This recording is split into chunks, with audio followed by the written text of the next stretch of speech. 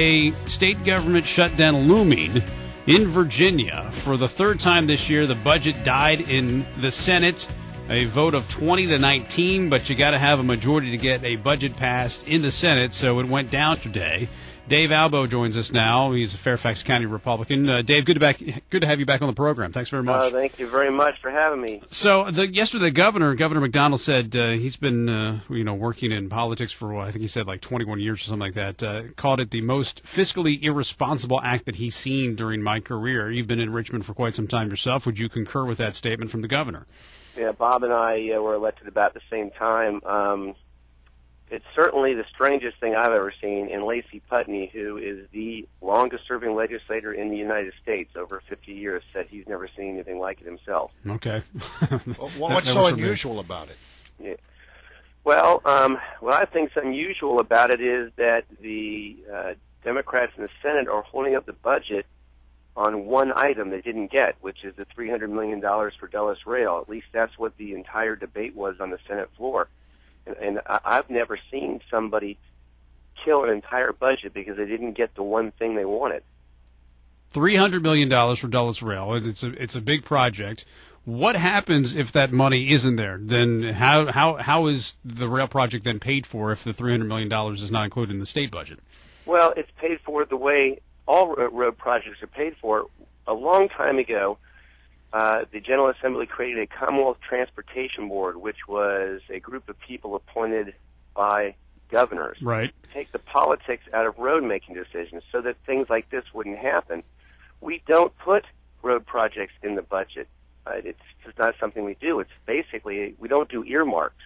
And this is a giant earmark, and they don't want to vote for the budget because they're not getting their giant earmark.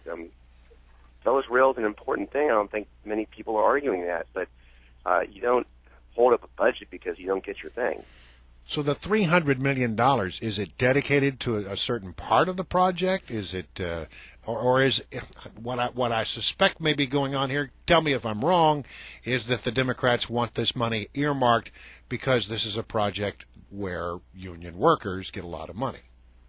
Well, in the Senate budget, the Democrats there were able to put in a provision that required the state to borrow $300 million, and that $300 million would be dedicated to the second half of Dulles Rail. That's the part going from Wheelie Avenue out to the airport. And there were some other pretty big controversies in that. The project originally required labor only, labor union only workers. Right. Then the project was changed to give a credit for companies that used labor unions. All the labor union stuff was eventually taken out, but in the House we had a big problem with going out and borrowing $300 million for a project. That's what they do in Washington, D.C. That's not what Virginia does. We don't go out and borrow money from Chinese and Saudi Arabia to pay for things we can't afford. Right. So on our side, we refuse to do that. All right. So if there's no deal in place, and first of all, do you think there will be a deal in place? I mean, can you come to terms? Can the Senate come to terms with it? It doesn't sound like Republicans are going to budge on this. Do you think that there will be at least, because all you need is one Democrat, right, to move over and say we'll pass the budget without the $300 million for the Metro Rail project? Well, that's what I'm expecting is going to happen. I mean, it would be a very big stretch for me to believe that Republicans in the House would agree to borrow money to pay for something we can't afford. That goes to just core principles that people just won't compromise on. And so there's ways to build Dulles Rail, and even if the budget was voted with $300 million in, it's not going to be ready to go until 2014. So it doesn't even have to be done this year. This whole thing's strange. I mean, in the back of my head, there must be something else going on that I'm not getting. Right. That's why I was asking the question about the union thing. It doesn't make any sense. Yeah, I agree with you. So I'm kind of wondering myself. All right, well, what if it doesn't come in? I mean, Corey Stewart yesterday said, hey, this is going to have major repercussions for local counties and local municipalities on this, that you need to have a budget in place. The governor says, hey, we got to have a budget in place. VDOT is already even talking to contractors saying, hey, if the budget isn't passed, we may not have projects for you. This is significant if there isn't a budget that gets through.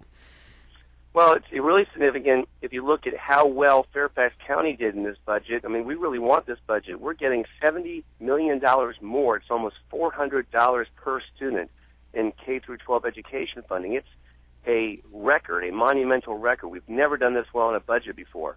So to hold up this whole budget for Dulles Rail and say, forget it, I don't want $70 million for Fairfax County schools, so again, just like you guys said, it doesn't make sense to me. All right, and if the money isn't there for Metro Rail, it doesn't necessarily mean the project's dead, right? The project will continue to go on. It just got to have a new funding source for it. Right. It means that they can get the money locally. They can refinance bonds. They could even get the Commonwealth Transportation Board to award $300 million. I think the Commonwealth Transportation Board, I understand, wants to hear what the results of the Dulles Rail audit is first before they decide to plop more money down on this thing. But the Democrats argue, hey, listen, Northern Virginia, and you would probably agree with this, is the economic engine for the state. Right. And, hey, you know what, they're have the burden for helping the state in just about every way economically. And, hey, if we need Dulles, we need Metro out to Dulles, then how about chipping in a little bit from the state? And that's their point of view on this. Is that a fair assessment from the Democrats? I think it's fair. I mean, they're not totally wrong. Yeah. Dulles Rail is an important project, but I just don't think you hold up a big, giant budget that delivers all this money for schools because you didn't get this one thing. I want it, you know? Right. But I'm not holding my breath and pouting.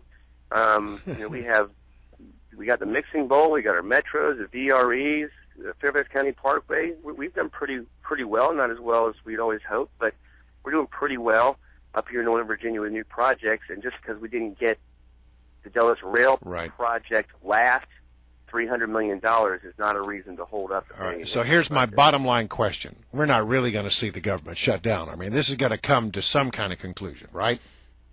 Yeah, we've had a couple of these things. I remember one year we didn't have a budget until we got into June. So a lot of the bluster you might hear from the Republicans on my side, the imminent government shutdown might be a little bit too much. I'm just thinking that sanity will prevail. It seems to be in Virginia. We've always managed to do that, and so I'm hoping we're going back today. All right. So we'll maybe find some movement today. All right, Dave. Great to have you on. Thanks as always. We appreciate it.